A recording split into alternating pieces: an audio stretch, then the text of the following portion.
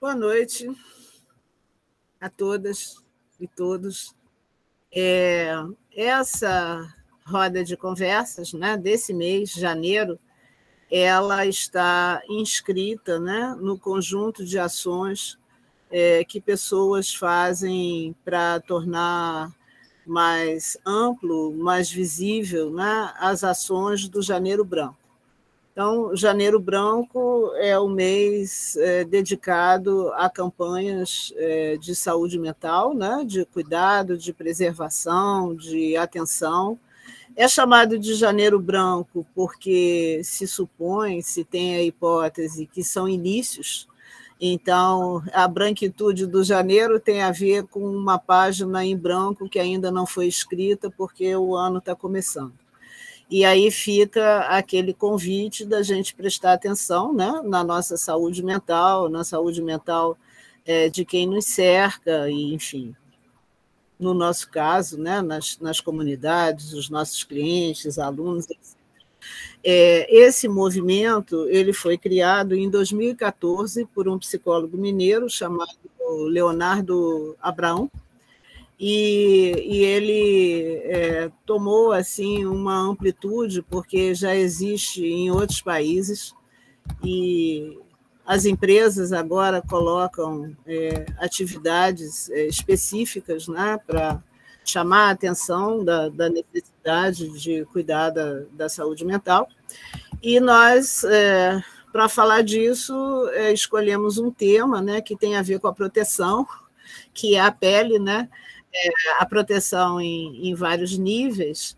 E, assim, a gente recebeu algumas mensagens, algumas perguntas de algumas pessoas que disseram assim: eu quero ver porque eu acho que pode ser muito interessante, mas não sei bem o que é, né? Então, daqui a pouco, a gente vai dizer, vai fazer um breve resumo, né, antes da gente começar propriamente o webinário, para falar o que teoria é essa, enfim, né? Um resumo bem breve, só para quem não tem ideia, começar a se situar. Mas eu vou fazer as apresentações, né? Bernardo também, e aí depois a gente fala um pouquinho, né? Dá assim uma primeira indicação aí sobre essa história das peles. Vou apresentar o Bernardo, que é meu companheiro de equipe, arteterapeuta, pedagogo, especializado em artes dramáticas, contador de histórias, especialista em psicologia junguiana, e ele é também professor, né, de metodologia dos nossos cursos de arteterapia e de envelhecimento ativo. Vou apresentar também a Mona Lisa. Mona Lisa é de Brasília, e a Mona Lisa tem assim um trabalho que eu acho encantador. Mona Lisa tem um trabalho que se chama Histórias que a Pele Conta. Ela é uma arteterapeuta que reúne pessoas, grupos, presencialmente ou online, para, digamos assim, que as pessoas partilhem essas histórias que a pele conta. Ela é arteterapeuta, ela é jornalista, tá? Está fazendo uma formação muito interessante em cuidado integral, e também ela tem estudos na área de fitoterapia, massoterapia e aromaterapia. Então, assim, Mona Lisa gosta de Pix, né, Mona Lisa? Mona Lisa gosta dessas práticas integrativas aí, complementares de saúde. Também eu vou apresentar a Clarice Rangel, tá? Clarice Rangel, ela fez um trabalho muito, muito interessante com a questão da terceira pele, né, que é a pele casa. Ela é arteterapeuta, é pós-graduada em arteterapia pela Clínica Pomar, No momento, ela é doutoranda em artes, né, pela UERJ, é mestre em artes visuais, faz parte de um grupo de pesquisa que o tema me pareceu muito interessante, assim, fiquei curiosa, Fronteiras Críticas, Arte, Pensamento e Ação Poética. Sou, assim, bem isso aí, né? E ela também atua na rede municipal de ensino, né? Então, que é uma coisa para os fortes, né? Não sei. Então, assim, basicamente, esse é o currículo da Clarice, né? E fez um trabalho primoroso, que aí depois a gente vai contar com mais detalhe com a Pele Casa, né? Vou passar, então, para o Bernardo, para ele seguir apresentando as pessoas. Vou apresentar a nossa anfitriã, Ângela Filippini, é arteterapeuta, psicóloga, diretora da Clínica Pomar de Arte Terapia, presidente da Associação de Arte Terapia do Rio de Janeiro, mestre em criatividade pela Universidade de Santiago de Compostela, na Espanha, e doutora em ecologia social pela EICOS, UFRJ. Vou apresentar também Daniela Espada, que é doutora em design pela PUC-Rio, mestre em psicanálise, saúde e sociedade pela Universidade Veiga de Almeida, graduada em pintura pela UFRJ, formação clínica em arte-terapia pela Pomar, alinhadora energética do Espaço Prana, terapeuta xamânica, Escola Gaia de Xamanismo, terapeuta floral, Florais de Saint-Germain. Atualmente, Daniele coordena o Espaço Intercer, Ateliê de Arte, Criatividade e Transformação, e é professora da Universidade Veiga de Almeida, graduação e pós-graduação, e professora também da pós-graduação em Envelhecimento Ativo, Subjetividade e Arte, da Clínica Pomar. O Ander Wasser, ele era um artista plástico, um arquiteto, um ambientalista, e ele, uma pessoa extremamente criativa, tá? E ele fez essa concepção de uma metáfora muito interessante dessas camadas de proteção, né, dos seres humanos, as quais ele denominou de peles, e que atualmente, né, assim, no processo de, digamos assim, refinamento da teoria, né, que foi se organizando, são 5 peles. A princípio foram 3, né? Então, nós aqui hoje, na nossa roda de conversa, a gente vai usar também um processo um pouco diferente, porque a gente vai dividir as peles entre as 5 pessoas que estão presentes, também para facilitar a compreensão, né? Então, a primeira pele tem a ver com a epiderme, isso, né, que nos recobre, e a primeira pele vai ficar por conta da Mona Lisa. Depois, a gente tem uma segunda pele, que são as nossas vestimentas, as nossas roupas, né, a indumentária. A segunda pele vai ficar por conta da Daniele, né? Muito a propósito, já que ela é uma pessoa especializada em moda, né? A terceira pele é a pele casa, né? Esse lugar que nos protege, que na pandemia as pessoas foram reapresentadas às suas casas, né? Porque, gente, casa, né? Então, é a pele 3, quem vai trabalhar mais com as ideias relacionadas à pele casa vai ser a Clarice, que fez um trabalho primoroso com adolescentes egressos da rua numa casa de acolhimento. Hoje, excepcionalmente, eu vou trabalhar com a pele 4. A pele 4 tem a ver com as interações sociais, os patrimônios culturais, a questão das artes, toda essa proteção de uma rede simbólica para as pessoas, né? Que é um compartilhamento coletivo de determinadas coisas. E o Bernardo também, excepcionalmente, vai trabalhar com a pele 5, que é a chamada pele mundo, que é a nossa relação com a natureza, os seres vivos, o ar, a água, a terra e o fogo, e tudo o que nos cerca, né? O planeta, essa seria a quinta pele. Agora sim, Bernardo, te devolvo para a pergunta geral. Então, vamos lá. A nossa pergunta é como a teoria das 5 peles de Ander Wasser pode contribuir com o processo arte-terapêutico com públicos diversos e diferentes contextos. Então, para iniciar o diálogo com essa pergunta, eu convido a Mona Lisa. Olá, boa noite. Uma das percepções que eu tenho da pele no contexto da arte-terapia, da pele, no caso, a primeira pele, né? Que a teoria das 5 peles é muito mais abrangente, né? Mas quando eu penso nessa primeira, a gente tem a pele como um elemento expressivo, né? A minha percepção é da pele como essa riqueza de expressão que ela pode nos proporcionar. E uma outra ponte que eu percebi, né, conhecendo a teoria das 5 peles, é essa compreensão do ser como um todo, que eu penso que a arte-terapia está muito nesse lugar, assim, acho que as PICs, de modo geral, né, que eu tenho grande afinidade, mas as práticas integrativas e complementares em saúde, porque a gente fala PICs, aí às vezes a pessoa pode pensar em PICs, né, que não é o PICs que a gente a gente gosta também, né, mas enfim.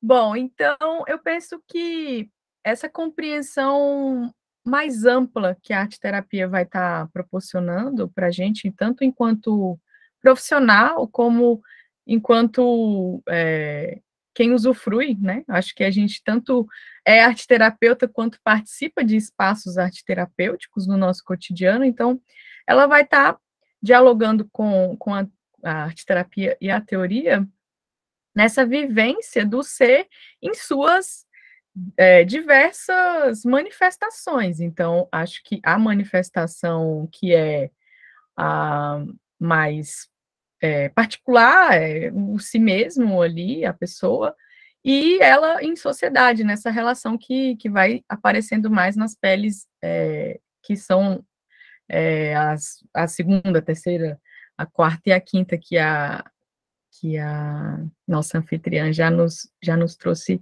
rapidamente. Então, assim, para além disso, eu queria contribuir trazendo também um pouco do cuidado integral, né, do que a gente passeia e do que a gente conhece no curso, que é Terapia da Interesse, o Cuidado Integral, ele é da Unipaz, e uma das professoras é a Lídia Rebouças, e ela traz 5 corpos, 5 paisagens da alma, que eu acho que também tem uma ponte que pode ser estabelecida com a teoria, né? Que ela vai falar do corpo de asas e raízes, do corpo de desejos, do corpo impermanente, do corpo de confiança e do corpo que ama. E aí ela vai fazer um passeio por essas percepções, associando com as etapas do desenvolvimento humano. Então, as etapas principalmente da infância e da adolescência. Então, esse cuidado, eu acho, para além, né, só de um aspecto, só do aspecto psíquico, só do aspecto físico, espiritual, mental, que também é um momento privilegiado, Janeiro Branco, para a gente tratar, ele é um cuidado que ele está presente na arte-terapia e que a 5 peles apresenta essa possibilidade de ampliar e de não ficar só em um aspecto, né? Só em uma camada, por assim dizer. Então, eu acho que essa é a minha contribuição inicial. As colegas podem continuar e vamos rodando. Obrigado, Mona Lisa. É interessante que você traz a teoria, né, articula com a experiência da arte-terapia, mas também com as práticas integrativas e com a possibilidade de trazer um diálogo também com outras fontes, né, com outras referências, ampliando aí bastante o tema para a gente. Então, dando continuidade, passar a palavra para a Daniele, só lembrando do cuidado nosso com o tempo, que eu acabei esquecendo de falar anteriormente, então uma média de 5 minutos para cada uma por rodada. Tá bom? Vamos lá, Daniele. Olá, gente. Então, minha contribuição inicial aí traz uma forma mais ampla, para depois a gente debater as peles assim separadamente.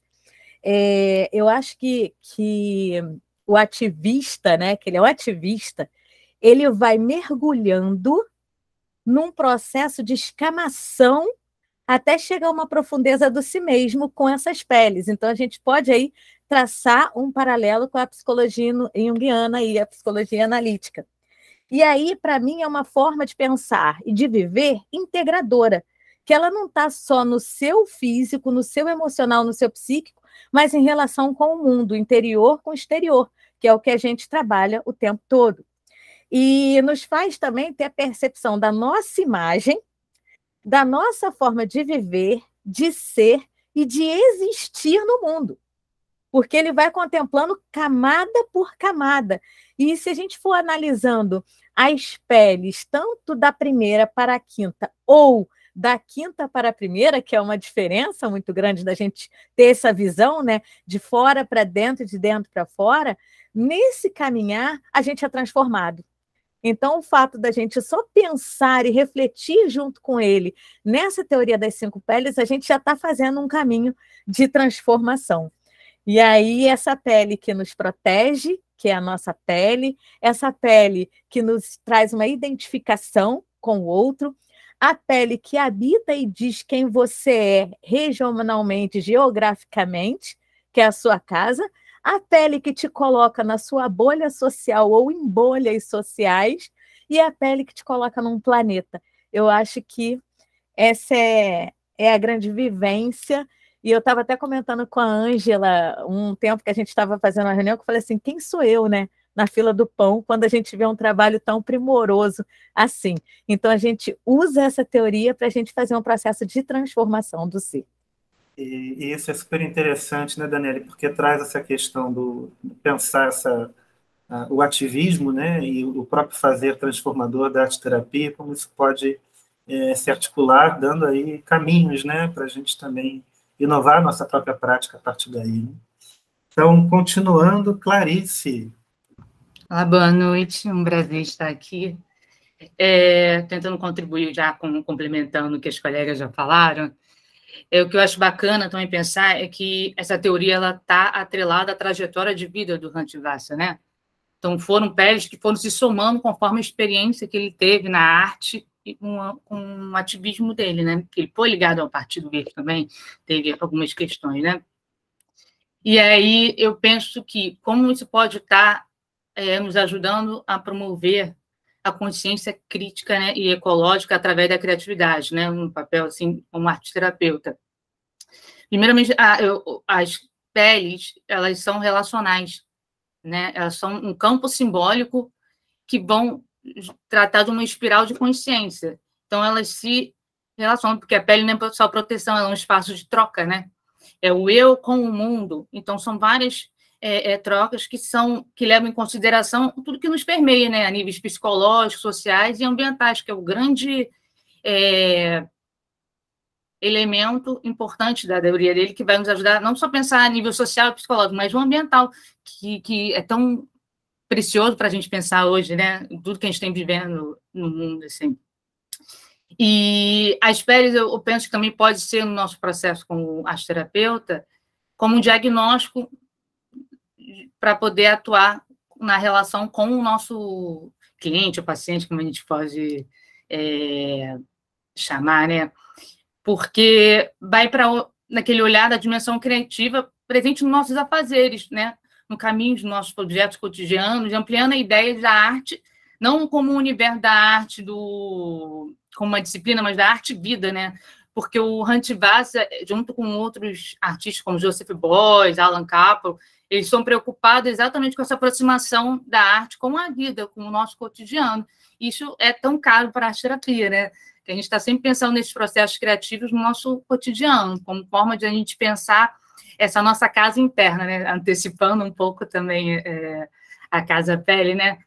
Porque se trata também de a gente pensar nesse nosso eu como uma casa, né? Como algo a ser cuidado, a ser trabalhado. Né?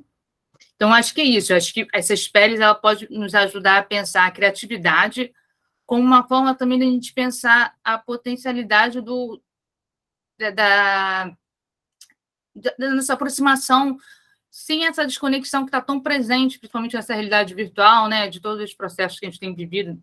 Acho que o exemplo do que o Brasil já passou, enfim, com os processos do viver. Eu acho que essa é uma grande contribuição que essa teoria pode nos trazer, e isso nos traz novas formas de a gente pensar o pertencimento existencial, né, que as peles nos permitem, né. Aí eu acho que esse é o ponto-chave, não sei se passei do tempo. Próximo. Obrigada, Clarice, pelas suas palavras. Ângela, passa a palavra para novas considerações. Queria abrir assim um parêntese, né, porque as pessoas foram chegando, e aí umas chegaram bem no princípio, outras chegaram um pouquinho depois. Algumas pessoas, elas são, digamos assim, participantes habituais, né, das rodas de conversa nossas aqui, e eventualmente a gente tem pessoas que estão nos visitando pela primeira vez. Então, eu acho que cabe relembrar, né, que estamos fazendo uma roda de conversa no âmbito do Janeiro Branco.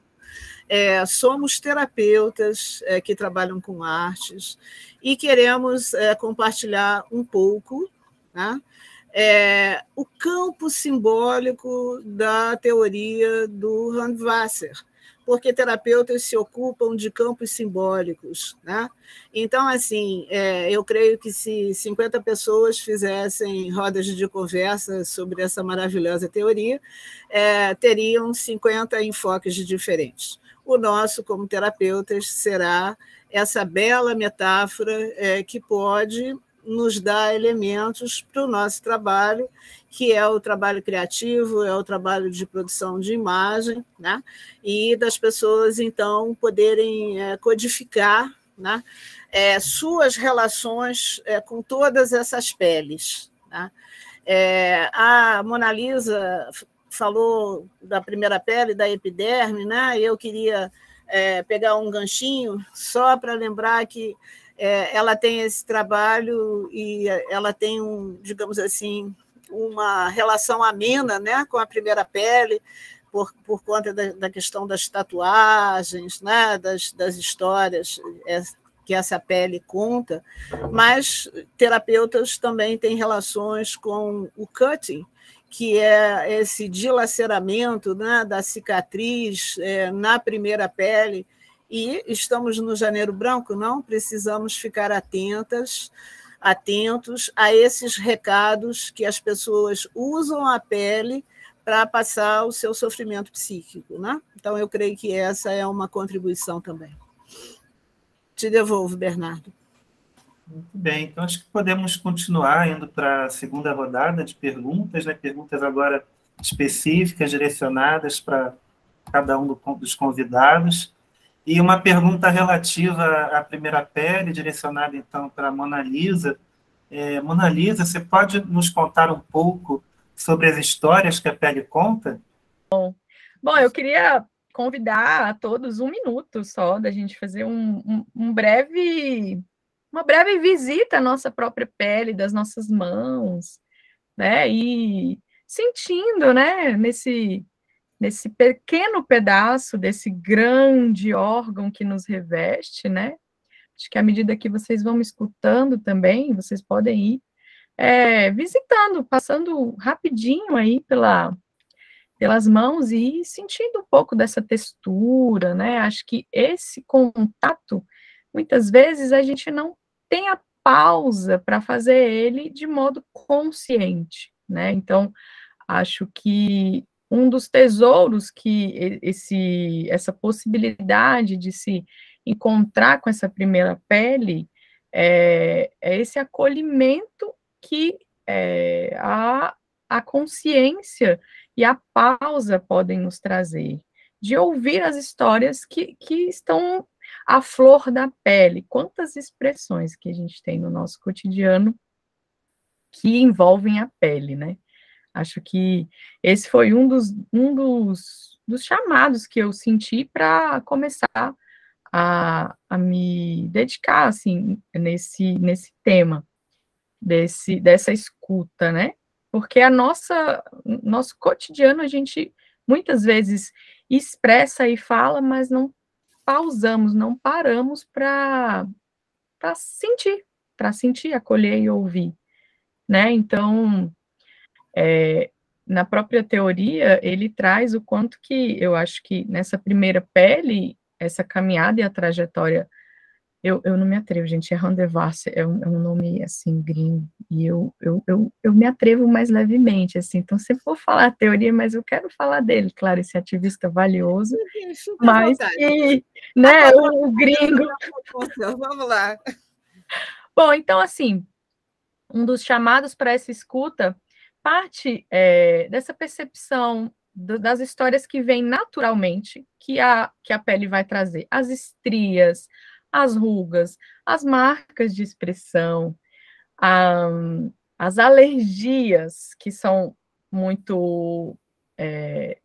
a rosácea, por exemplo, os problemas, as patologias que são perceptíveis na pele, mas também vem, como vocês podem ver ao me olhar, das tatuagens. Então, ao longo da minha trajetória, eu fui percebendo o quanto que a tatuagem tinha um papel de contar histórias, tanto as minhas histórias, como as histórias das pessoas que eu conheço e que usam a tatuagem como uma expressão que elas carregam consigo. Então, acho que eu, inclusive, estive num congresso de arte-terapia que esse tema da tatuagem foi tratado, mas eu me senti ainda com alguma coisa a especular, né, sobre isso, porque eu acho que é realmente muito rico e muito amplo, mas sem me delongar muito, né, eu acho que a adolescência, que aí no caso foi uma das coisas que a Angela comentou, ela vem e ela traz realmente muito desafio, né? A gente, como terapeuta, visita isso e, como ser humano, já passou por essa fase. Mas, e aí, várias culturas vão trazer a tatuagem nesse contexto também na adolescência. E aí a gente visita esses momentos que são mais dificultosos, que passa pela automutilação, como a Angela colocou, que eu acho que depois ela até vai tratar um pouco mais, mas eu queria trazer um pouco desse diálogo também, que a tatuagem e esses processos que são mais dolorosos também em outros momentos históricos já aconteceram.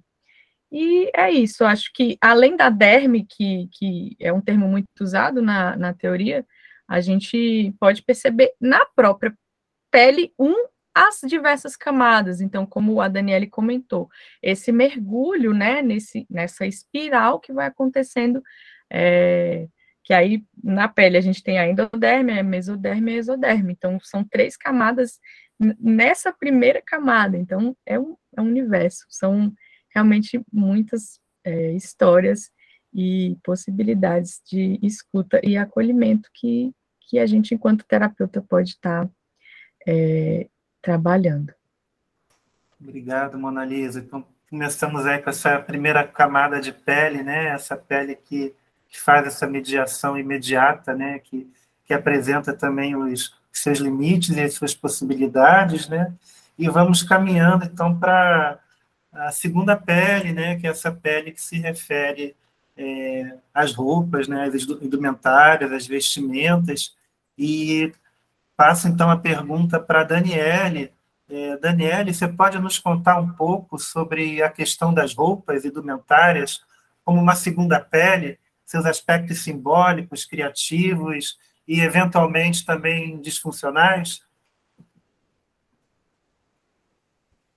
Oi, Bernardo. Posso sim. Eu vou fazer um convite para a gente começar de fora para dentro, e eu vou trazer essa segunda pele relacionada com a quinta, com a quarta, com a terceira, e chego na segunda, que a gente fala um pouquinho mais, tá?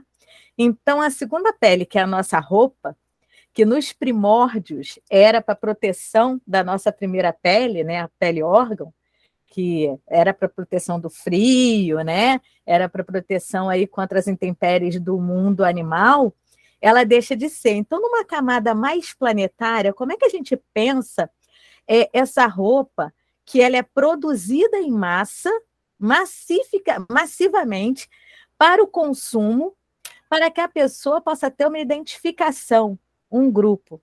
Então, eu tenho as indústrias da moda, indústrias de produção de roupa, que antigamente tinha coleção primavera, verão, outono, inverno, e agora não, agora tem inserções de 15 em 15 dias para que você seja despertado no seu desejo, para o seu universo simbólico se identificar com aquele produto e você comprar. E aí a gente volta para a teoria do Randall Barcer, que ele fala, gente, o pensamento ecológico e o pensamento do mundo, por que tanta produção de tanta coisa e tanta água e tanta produção para poder você se sentir parte de um lugar que não é aí? Então a roupa, ela cria nesse universo aí um desejo de pertencimento que a gente vem para a quarta pele, que é essa instância social. Eu preciso fazer parte de um grupo. Então eu posso ser isolado desse grupo por não pertencer a esse grupo, que não tenho como me vestir daquele jeito ou comprar aquele determinado produto, ou eu posso ser aglutinado por um grupo de pessoas, que a gente tem as tribos, né? Os punks, os hippies, né? E a gente vê que eles se vestem parecidos. Por quê? Porque aquele universo simbólico identifica com aqueles símbolos daquelas pessoas e eles se agrupam. Só que as pessoas têm tanta necessidade de ter uma rede de apoio de um grupo que elas fazem da sua roupa aquilo mais do que aquilo que ela pode ser. E aí a gente vem para a terceira pele, que é a identificação de lugar, a minha casa. Vocês já perceberam que as roupas das pessoas são muito parecidas com o lugar que elas moram? Que elas vão se vestindo praticamente, assim, semelhantemente àquela cultura daquele lugar? Então, a casa e aonde aquela pessoa mora, geograficamente, também influencia nessa segunda pele, que agora a gente chega realmente nela, que é a segunda pele. Uma pele que reveste a pele órgão, uma pele que pode ser uma proteção, porque quando você está com frio, você realmente precisa de uma pele, mas também é sensível à construção identitária desse indivíduo. Uma camada que promove uma distinção econômica e social. O Randall Barcer, ele começou a costurar suas próprias roupas. Quando eu li isso, eu falei, esse é o cara. Ele começa a entender, através do processo de fazer a sua própria roupa, incorporar a costura como uma subjetividade visível. Olha, isso é lindo no trabalho dele. A costura como um canal de comunicação do universo interno com o externo. Então, a gente precisa pensar nessa pele como ele pensava. No entanto, não é preciso que a gente comece a costurar a nossa própria roupa, mas só escolher o que vestir, como comprar, consumo consciente, já vai promover essa visibilidade desse ser no mundo. Talvez eu não precise tanto. Você vai num congresso de arte-terapia, como a Mona Lisa falou, você já sabe que é arte-terapeuta, porque a roupa já diz quem é. Já é uma roupa mais larga, uma roupa mais confortável, sempre traz uma imagem. E a gente vai se reconhecendo nesse mundo. Quando há uma obrigatoriedade do uniforme, que as pessoas são obrigadas a usar uniforme, essa identidade ela é afetada. E o sujeito ele se sente extremamente incomodado. Um exemplo disso é o uniforme de time de futebol. Todos têm no mesmo uniforme, mesmo meião, onde eles começam a provocar sua identidade? Nas chuteiras. As chuteiras são todas diferentes. Aquelas pessoas precisam dizer, eu sou diferente daqueles outros 10, daqueles outros. E nós temos essa necessidade de ser no mundo. Mas a uniformidade, o anonimato no vestuário, traduz do homem uma renúncia ao individualismo dele. E ele tem essa repulsa, por isso tanta repulsa ao uniforme. As crianças, principalmente, elas detestam o uniforme. Elas começam a rabiscar, a pintar, porque elas sentem necessidade de outras coisas. E essa segunda pele é um meio desse eu profundo se comunicar com o meio simbólico exterior. Então, ela segrega, ela agrupa, ela etiqueta, ela faz tudo com as pessoas. Então, para nós, olhar para a teoria de Randall Barcer com a segunda pele é fazer escolhas conscientes. quanto ao seu modo de vestir, quanto ao seu modo de apresentar no mundo, e ver, né, o que esses símbolos que a gente usa representam, né? Se a gente está realmente se preocupando com essa segunda pele. Nós fomos fazer uma seleção para estagiários na clínica, e normalmente a gente não faz seleções formais. Conhecemos pessoas, convidamos alunos e, de um modo geral, é todo mundo conhecido. Mas já não me recordo o porquê foi necessário fazer uma seleção nos moldes tradicionais. E aí eu fui fazer uma entrevista de um candidato, ele se sentou na minha sala e virou para mim e falou assim: isto aqui não parece uma clínica. Eu falei, sim, mas por que você acha isso? Porque vocês não usam jaleco. Aí eu falei, e depois, vocês têm um jeito esquisito de se vestir. Aqui, todo mundo usa saião. O aqui era lá na clínica, e eu, inclusive, era uma mulher de saião. Eu falei, sim, mas você acha estranho saião? Não, eu até estou acostumado, porque tem uma professora lá na faculdade, ele era de psicologia, que ela usa saião também, mas ela dá uma eletiva. Olha o rumo da prosa. Eu falei, sim, e qual é a eletiva que ela dá? Ela dá um negócio assim que é psicologia junguiana.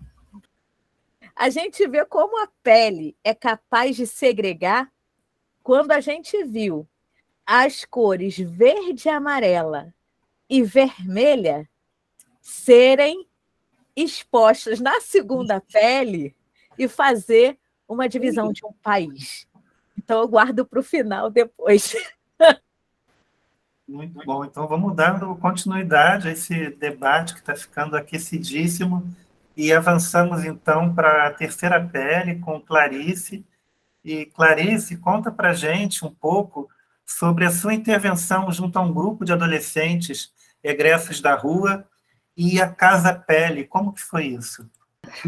Primeiro, eu vou dar escrever um pouco do que seria essa Casa Pele, como o Hunt Vassa chegou nessa pele, porque ele era, a pele dele, como artista, era uma tela, né? Performance também, mas ele não...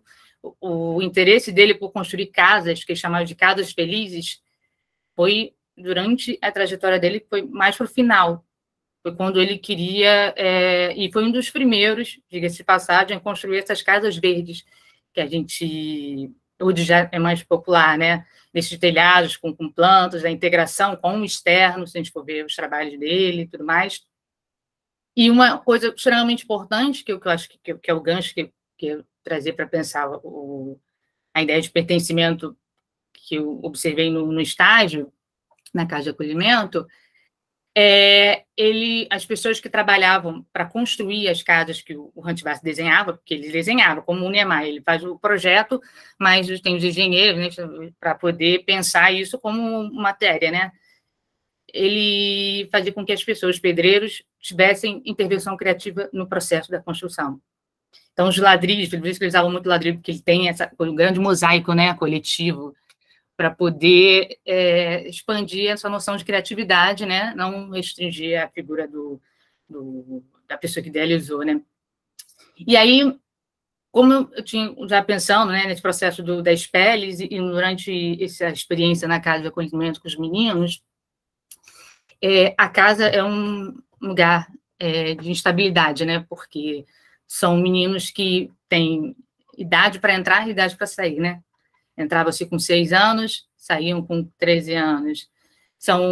Tinha um projeto na ONG de reentregar as famílias, então, inclusive, durante o processo, os gêmeos, que eram integrantes do grupo, foram adotados, né? Então, esse ir e vir das pessoas na casa era uma característica, e, além disso, a estética, porque tinha que ser um lugar neutro, entre aspas, né? Porque são pessoas que vão estar ali, mas que não vão ficar para sempre. Então, você não pode intervir num espaço, num armário, numa cama, dar a sua personalidade, né? Dar a sua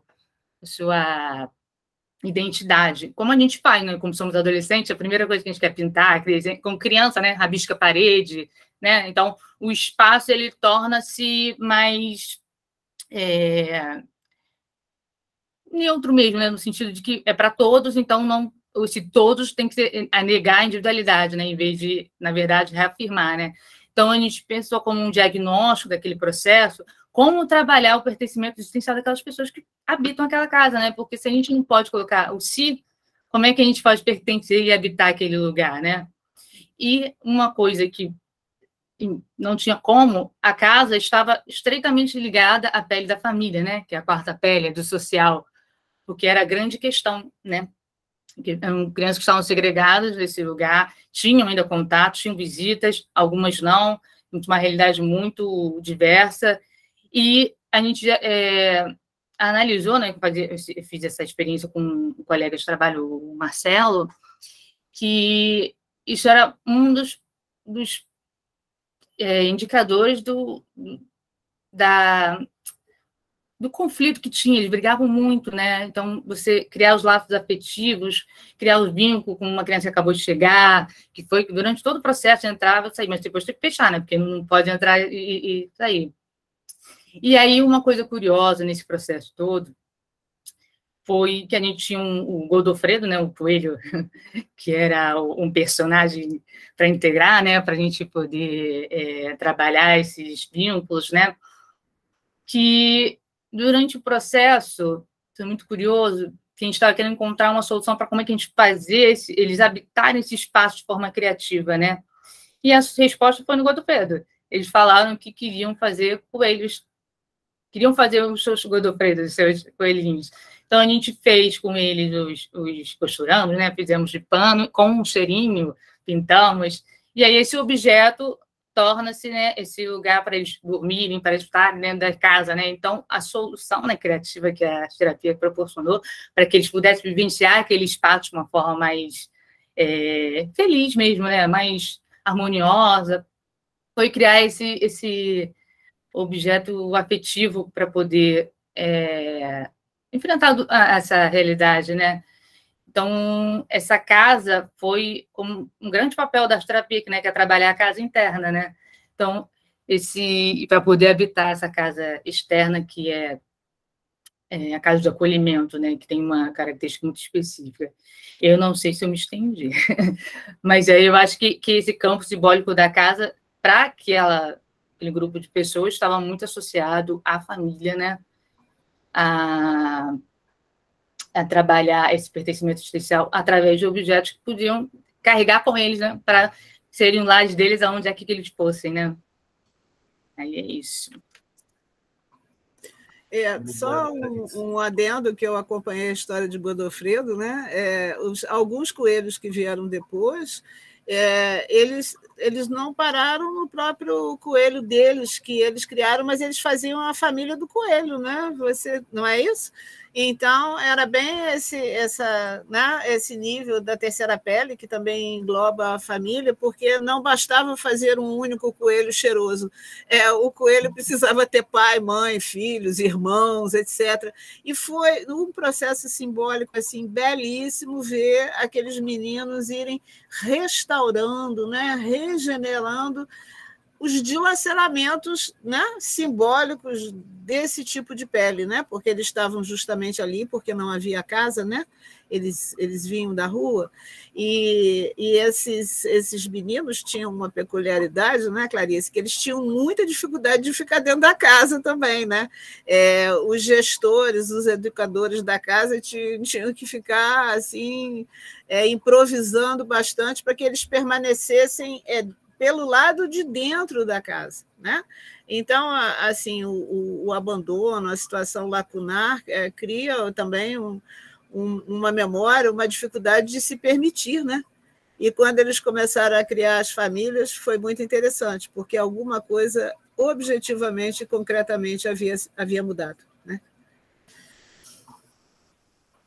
Perfeito. A gente percebe, me parece um pouco assim, né, nas falas, essa questão quando as situações são totalizantes, né, e tendem a criar um empobrecimento, né, um enrijecimento das relações, né, dessas camadas sutis e simbólicas dessas peles nomeadas até agora, é preciso, então, usar, de fato, um recurso criativo, né, que acione aí um núcleo saudável dessas relações, né, que passam por essas camadas simbólicas trazidas, né, discutidas e faladas até agora, né.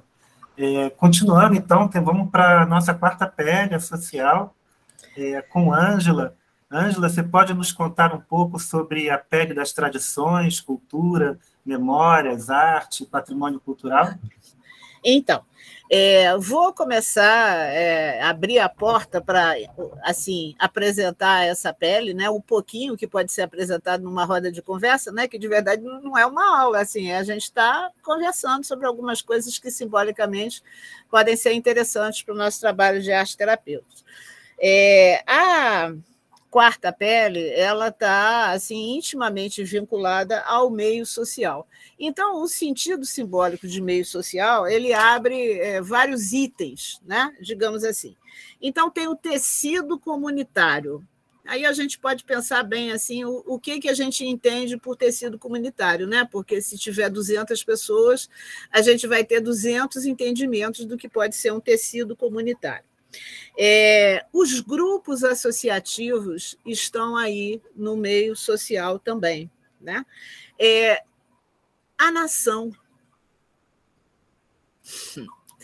E a nação, né? A Daniela ali está lá, né? A nação, o tecido comunitário, né? E associativo de uma nação, ele passa por produções artísticas, por produções culturais, por produções arquitetônicas, né? Por registros de memória. Tudo isso tece uma imensa teia visível e invisível do meio social e do tecido comunitário. Então, eu vou trazer um exemplo. Apertem os cintos. Apertem os cintos, porque de grupos associativos e meio social, eu vou trazer o exemplo dos eventos do dia 8 de janeiro, aqui no Brasil, onde o tecido comunitário, através de grupos, foi rompido, a pele foi dilacerada, a gente teve performances visíveis de arrebentar.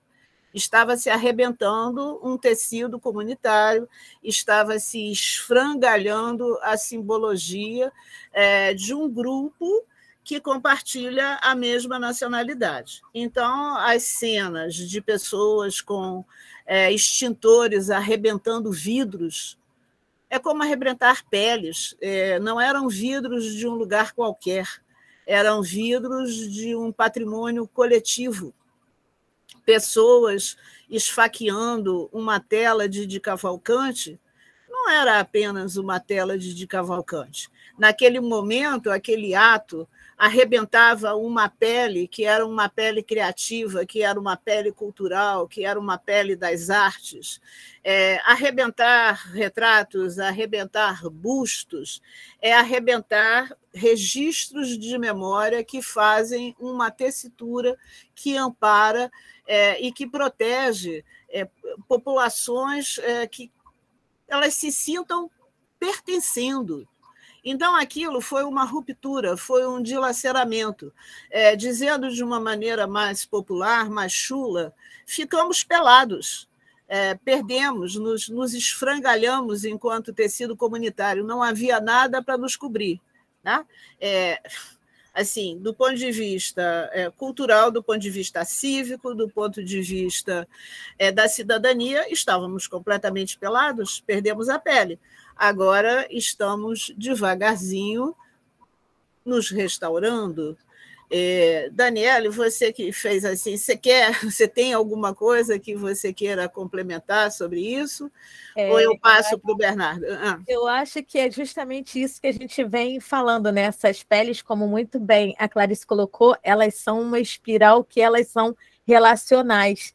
E aí, quando você pega a sua roupa que te representa, que você se divide, e que com isto você se identifica, e que você vai no seu social, ou seja, naquilo que você acredita como sua nação, e você rasga essa pele que te estruturou por uma cultura e sequer você tem conhecimento dela, eu acho que a gente vê aí realmente um problema de estruturação que nós, arteterapeutas, com o processo criativo, com essa questão da arte como promotora de saúde, a gente tem um campo aberto para poder atuar, porque depois desse episódio, e assim, gente, foi no dia 8 de janeiro, dia do meu aniversário, e quando eu cheguei em casa, eu estava viajando, quando eu cheguei em casa, que eu vi aquilo, eu falei assim, eu não acredito que nós nos rasgamos por inteiro agora.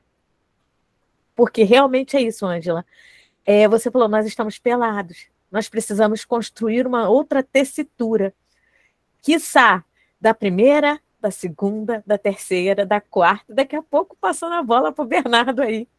Na quinta. Está na quinta, né? Então, é isso, Bernardo, porque a gente está já na 19h54, aí daqui a pouco é o atropelo das considerações finais, né? E você tem a quinta pele. Isso essa relação que vocês estão trazendo no social, ela vai se expandir e ela vai se tornar presente na relação com o planeta, né? A gente pensar os impactos humanos, né? Que são realizados sobre a natureza, todas as questões que implicam, né, numa desconstituição do meio ambiente, uma sucessão de exemplos, né, que a gente pode trazer, daqui a pouco eu vou citar um em especial, mais presente, o quanto que isso fala, talvez, da não percepção nossa, como habitantes desse planeta, né, dessa grande casa, dessa grande pele, a qual estamos implicados, porque se a vida desanda, né, em termos macros, em termos micros, nos afeta também. É uma inter-relação, não tem como ser de outra forma, né? E o que me chamou muita atenção na fala, no que eu pesquisei sobre o Hundertwasser, né, essa questão da criatividade como uma possibilidade de refletir sobre essas relações, né, e também sobre essa relação com o nosso planeta, para que a gente não se sinta apartado dele, né, ou se achando mais do que a própria grande casa onde nós habitamos, né, porque as consequências são mundialmente desastrosas. Então, a teoria aponta para essa importância de uma mudança individual, né, de uma percepção nossa como sujeito implicado com esse meio, né, e o quanto que essa expressão individual também pode se somar, tornando-se uma expressão coletiva, né, tomando proporções de ativismo que sejam capazes de mudar os fatos que hoje acontecem e que são extremamente aniquiladores para todos os seres, né, incluindo nós como seres habitantes também dessa grande casa, né. Então, enquanto a gente não percebe que somos seres naturais, além de sociais, né, a barbárie ela continua se estendendo. E o reflexo está aí, por exemplo, no que aconteceu recentemente com as crianças Yanomamis, né? A barbaridade, toda essa questão por conta de metais que não vão dizer nada se não sobrar pedra sobre pedra, se não sobrar vida, se não sobrar respeito, se não sobrar relação, se não sobrar esse cuidado, essa ética, essa pele ética, né? A gente pode dizer assim. Então, vamos lá, só vou pegar um ganchinho, né, aí do que você falou, porque essa questão dos Yanomamis, né, que é outra coisa que nos deixa pelado em vários pontos de vista, né, porque se a gente associa a ausência de roupa, né, que é a pele 2, a vergonha, né, a ausência de ética, né, de cuidado humano, também deixa a gente bem envergonhado, né? Estamos pelados desse ponto de vista, né? Porque a água poluída, a terra sem produzir, as pessoas, os seres vivos da região sem se alimentarem, mas a quinta pele é a nossa relação com esse mundo, né? Acontece que se as pessoas não vivem numa bolha suspensa, em algum momento, se elas destroem a floresta, que é um pedaço dessa pele, né, da pele mundo, sim, elas vão ter mais calor, né, a nossa conta de luz vai ser mais alta, e aí há problemas respiratórios, né? Enfim, mesmo que a pessoa esteja bem distante dessa floresta da onde está saindo a madeira para ser exportada ilegalmente, né? Os incêndios, essa coisa toda. Então, acho que, embora ele não coloque, assim, pelo menos no que eu li, né? Assim, tão especificamente, a palavrinha mágica da interconexão, né? As peles, elas são todas interconectadas, né? E, na realidade, a gente está falando de um ponto de vista simbólico do cuidado, né? Há que ter cuidado com a nossa própria pele, o nosso próprio corpo, com a nossa roupa, né? Agora tem uma discussão importante sobre a moda sustentável, há que ter cuidado com a casa, né? Mas não é só com a nossa casa, não. É interessante a gente olhar esse monte de gente sem casa, assim, que quando a gente sai na rua a gente vê, né?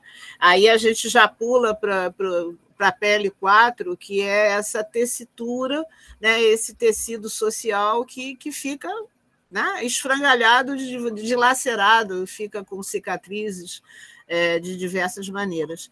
E a pele mundo, né, a relação com a diversidade, a relação com a natureza, é uma questão de sobrevivência, né? É uma questão de sobrevivência.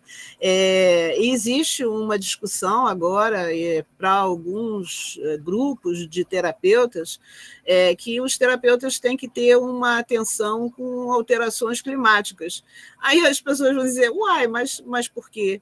Sim, porque estamos falando da vida, né? Estamos falando do bem-estar, né? Estamos falando do conforto, estamos falando da sobrevivência, né?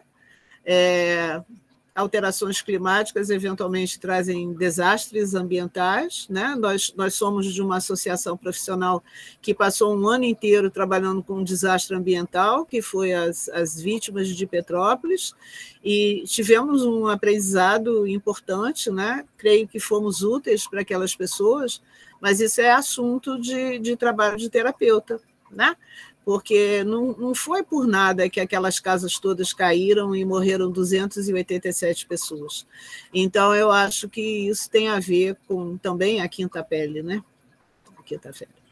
Bom, Bernardo, agora a consideração final. Olha só, 20 horas ali no redondo.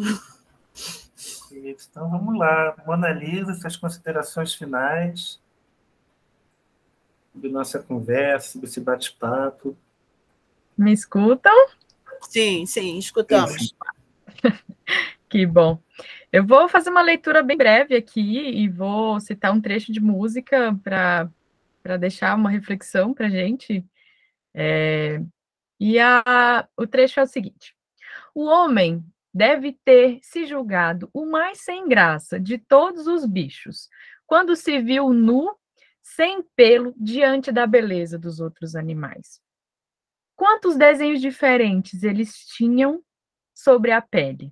Listras, círculos, pintas, protegendo-lhes o corpo, pelos longos e sedosos, chifres e bicos surgiam imponentes. E o homem, coitado, com a pele sem desenhos, a cara sem bico, a cabeça sem enfeites. Pior, nenhum sinal no corpo que dissesse aos outros animais quem, afinal, ele era. Um dia ficou admirado, só de ver as penas multicoloridas dos pássaros e as escamas relugentes dos peixes, tudo brilhando sob a luz do sol. Olhou para o próprio corpo e desejou ser diferente. Esfregou o pó de madrepérola na pele para deixá-la mais brilhante. Misturou urucum com gordura para fazer tinta vermelha. E, com um pincel feito de lasca de madeira, criou lindos desenhos no corpo todo. Mas, temendo que o desenho virasse um borrão, descobriu uma técnica mais ousada. Com espinha de peixe bem pontuda, inseriu a tinta por debaixo da pele. Senti uma dor profunda. O efeito, porém, haveria de durar para sempre. Teve de cuidar da ferida por alguns dias, com unguento, e depois comemorou orgulhoso. Nem a água, nem o sal poderiam mais arrancar o desenho de sua pele. Ainda não era o suficiente.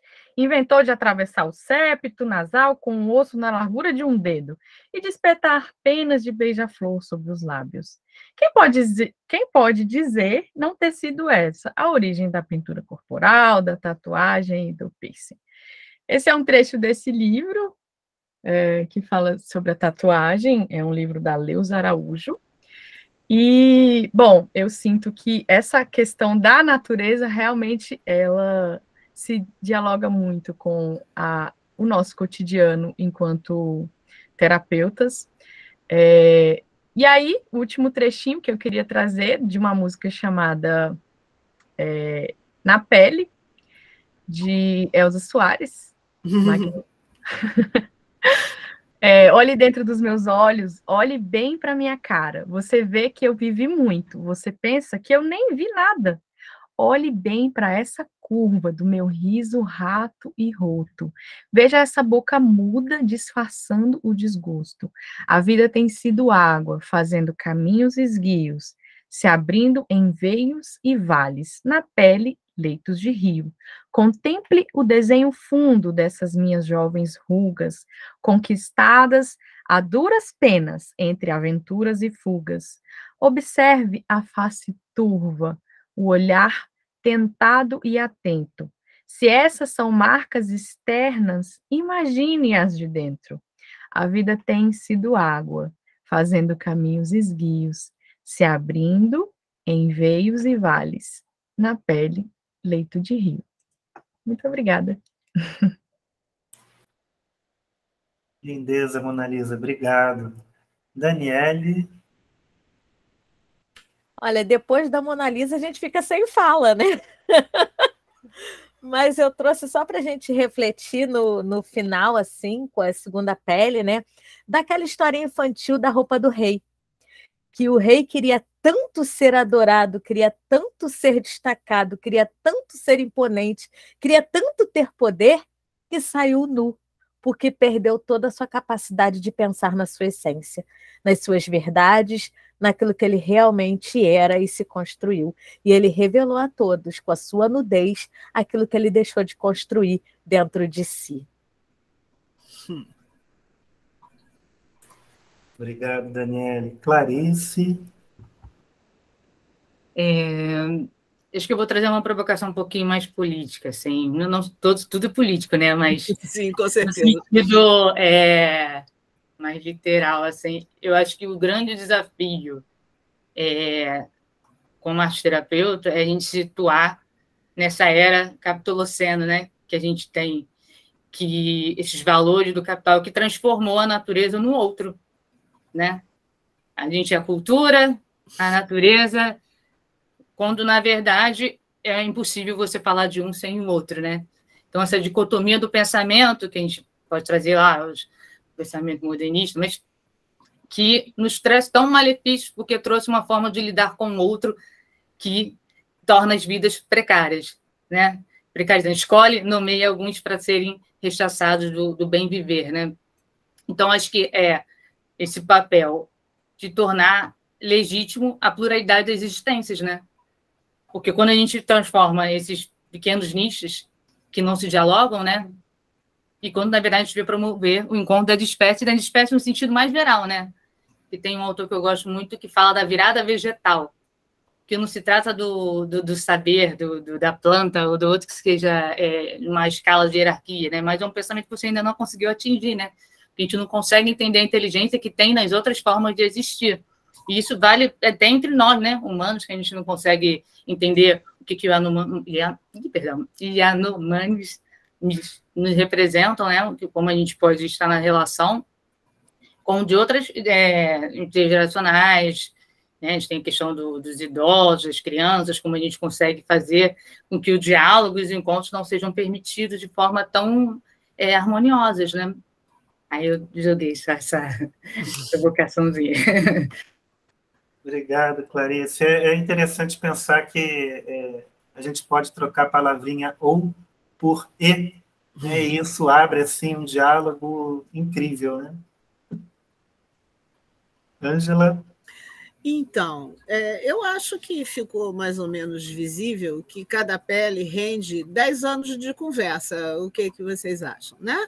10 anos. Se juntar as 5, a gente fica aí uns 50 anos conversando, aí a gente vai começar a saber direitinho por onde essa banda toca. Mas eu queria voltar na epiderme, né? Até porque a gente está coberto por ela, e assim contar uma história para vocês, né? Uma história real. Porque, assim, na sociedade do espetáculo, que é essa que a gente vive, né? É o mundo ocidental, urbano, etc., a pele tem que ficar sempre bonitinha. Contaram isso para vocês? Tem que estar sempre lisinha. Não importa o que aconteceu com você, quanto tempo você já viveu, quanto sol você já tomou. Rugas, nem pensar, né? O botox em cima, né? Assim, não há uma empatia e um acolhimento com determinados registros biográficos na epiderme das pessoas, as outras, não somos nós, né? Então, assim, mas mesmo assim, aí a gente entra no preconceito com o idoso, com o ageísmo, e a história que eu quero contar é de pintura corporal, né, que é um trabalho bem possível de se fazer, né, em arte-terapia, bem interessante, com um grupo de idosos que tinha muito pouca vivência social fora, porque eles estavam apartados do convívio, numa instituição de longa permanência, e aí a estagiária resolveu que ela ia fazer um dia uma performance de pintura no rosto. Aí, assim, foi um alvoroço, uma coisa assim, que eles... Como assim a gente? Mas é que não vai dar certo, porque a tinta vai entrar na ruga, na dobra da ruga, a gente vai ficar ridículo, como que vai ser? A estagiária, assim, cheia de jogo de cintura, falou, não, mas é uma tinta especial, é uma tinta fosforescente, ela só pode ser vista no escuro. Então, ninguém não vai ter jeito de ver a ruga, a gente só vai ver mesmo a cor. E aí ela fez, né, a maquiagem, ainda que assim, sob algumas resistências e tal, colocou uma música e aí as pessoas com o rosto e as mãos pintadas com a tinta fosforescente, é que mão envelhece também, vocês sabem, né? Tem aquela coisa, certidão de nascimento na mão. E aí ela colocou a música e no escuro eles dançaram. E ela fez um vídeo, e ficou um vídeo belíssimo, porque o que se movimentava eram belas manchas coloridas. Ninguém viu ruga de ninguém, não apareceu a certidão de nascimento, não apareceu a cronologia, nada disso. Né? Então, isto tem a ver com a primeira pele, que é a epiderme, mas tem a ver também com a quarta pele, que tem com a segunda, tem com a terceira, eu estou pulando aqui porque a consideração já é um tempo mais curto. Mas na quarta pele, né, essa tessitura social não conseguiu assim o buraquinho direito confortável para encaixar o velho. E, gente, se a pessoa segue vivendo, ela vira velho. Então, é melhor a gente pensar nisso, como que faz. Né? E super funcionou. Tinta fosforescente, a prova de rugas. A arte-terapeuta tem umas manobras e umas estratégias que podem ser muito interessantes. Devolvo para você, Bernardo. Aproveitando as artes, né, a poesia, as experiências que foram trazidas, que dialogam com o nosso universo arte-terapêutico, eu queria lembrar uma coisa que o Ailton Krenak sempre fala nas palestras dele, eu já tive a oportunidade de ouvi-lo mencionar isso mais de uma vez, que é uma poesia do Drummond, chamado As Viagens, que eu tenho a impressão que dialoga fortemente com a questão da pele-mundo. Né? E aí deixo a provocação para vocês buscarem aí na internet, quem não conhece, dá uma olhada no podcast da Pomar, tem ela lá também, sendo recitada, fica a dica para a gente continuar refletindo através da arte sobre o tema. Creio que nós podemos começar a nos preparar para nos despedir, né? Mas fica o desafio, né? Para as pessoas, além do agradecimento às pessoas presentes que compuseram essa roda, né, fecharam essa egrega, o desafio de estudar essa teoria. Ela é uma teoria fascinante, mas ela é uma teoria complexa, né? Então, assim, é preciso ir entendendo quantos sentidos, quantas relações a gente pode fazer no campo da arte-terapia, mas pensar que como metáfora, né, como campo simbólico, ela é uma teoria muito abrangente, muito provocativa e que nos dá assim muitas ideias criativas, porque vamos combinar que o Van der Waals ele era um homem extremamente criativo, né? A Daniela Espada gosta de contar que tem uma parte que ela gosta muito da história dele, que ele fazia as próprias roupas, né? Ele não se contentava de comprar roupa pronta. E eu acho também, convido vocês a fazerem uma pesquisa na internet para ver a obra de arquitetura desse homem, que é incrível, né? É uma obra orgânica, ele absolutamente não trabalhava com paredes retas, ângulos retos, nada disso. É lindo. E depois ele pintava, né? E ele era ativista, ele era ecologista. É assim um ser humano muito especial. Vale a pena pesquisar mais. Fica o convite. É isso. Então, eu agradeço a presença, né, de Daniele, de Mona Lisa, de Clarice e de Bernardo, né, que foi o debatedor, e de todas as pessoas presentes. Pesquisem sobre isso, multipliquem, experimentem, pensem sobre essas peles. E a quinta pele somos nós. Nós somos a quinta pele. Aliás, nós somos a quinta, nós somos a quarta, nós somos a terceira, nós somos a segunda e nós somos a primeira. Bye, bye!